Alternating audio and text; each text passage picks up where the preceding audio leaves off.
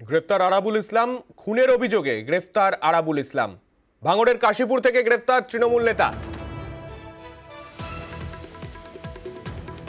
গতকাল গ্রেফতার হয়েছেন ভাঙড়ের তৃণমূল নেতা আরাবুল ইসলাম। খুনের অভিযোগে গ্রেফতার আরাবুল ইসলাম। আমাদের সঙ্গে রয়েছেন আমাদের প্রতিনিধি কল্যাণের থেকে জানতে চাইবো, কল্যাণ, ঠিক কি কি ধারা যোগ করা হয়েছে আরাবুল ইসলামের বিরুদ্ধে? হ্যাঁ, একেবারেই জানিয়ে রেখে আরাবুল ইসলামের বিরুদ্ধে কিন্তু ইতিমধ্যেই খুনের পাশাপাশি একাধিক অবৈধভাবে জমায়েত, সরকারি সম্পত্তি ভাঙচুর এবং এরই পাশাপাশি দলীয় কর্মীদেরকে নিয়ে আইএসএফ কর্মীদেরকে মারধরের ঘটনা একাধিক ধারা কিন্তু যুক্ত করা হয়েছে। আজকেই কিন্তু আরাবুল ইসলামকে তাকে বারুইপুর মহকুমা আদালতে তুলবে কাশীপুর থানার পুলিশ। ইতিমধ্যেই তাকে গ্রেপ্তারের পর কিন্তু লালবাজারে নিয়ে যাওয়া হয়েছে, কারণ কাশীপুর থানার পুলিশ কর্মীরা গ্রেপ্তার করলেও কাশীপুর থানাতে রাখলে যে সমস্ত তৃণমূল কর্মী সমর্থকেরা রয়েছে এলাকায় থানায় বিক্ষোভ দেখাতে পারে, এলাকায় অশান্তির সৃষ্টি হতে পারে।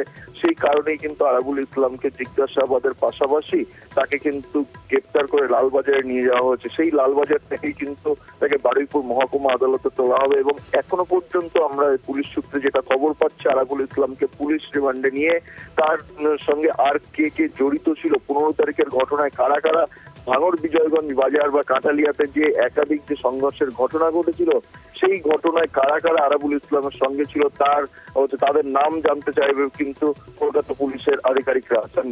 বেশ,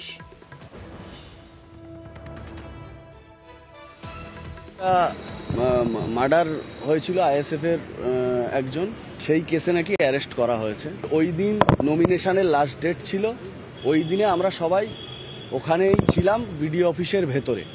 আমি জানি না এই ঘটনায় 1% আরাবুল ইসলাম বা আমাদের দলের নেতৃত্বদের কোনো এখানে যোগাযোগ কোনো কিছুই নেই। নওশাদ সিদ্দিকীর নেতৃত্বে আমাদের দলের দুজন মার্ডার হলো, তাকে কেন গ্রেপ্তার নয়, এটা আমাদের প্রথম প্রশ্ন।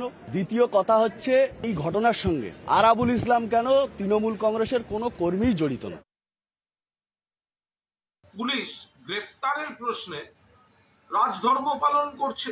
আদৌ কোনো অপরাধ করেছেন কি করেননি, করে থাকলে কি করেছেন কিছুই জানি না, কিন্তু গ্রেফতারের বিষয়টা এটা প্রমাণ করে দিচ্ছে যে বিরোধীরা যে অভিযোগ করেন যে পুলিশ এই করছে না, পুলিশ ওই করছে না, এই অভিযোগগুলো পুরোদস্তুর ভিত্তিহীন, সস্তা রাজনীতির অভিযোগ। বিরোধীরা সাধারণভাবে যে উৎসার রাজনীতি করেন সেটা এই ঘটনার মধ্যে দিয়ে ভিত্তিহীন বলে প্রমাণিত হয়ে যাচ্ছে। এটা অ্যারেস্ট না, গ্রেপ্তার করে ভোটের আগে বেল করিয়ে ভোটের সময় যাতে ইলেকশন কমিশনের যে নির্দেশ থাকে ওয়ারেন্ট এক্সিকিউশন, এটা কৌশল। আরাবুলকে দিয়ে, শকতকে দিয়ে ওই এলাকায় ভোট লুট করবে, তাই ওর বিরুদ্ধে ওয়ারেন্ট ছিল, ওকে অ্যারেস্টও করা হলো, খুব তাড়াতাড়ি ওকে জামিনও করে দেওয়া হবে, যাতে নির্বাচনের সময় নির্বাচন কমিশনের গ্রেপ্তারির সামনে না পড়তে হয়। এ পরিকল্পিত।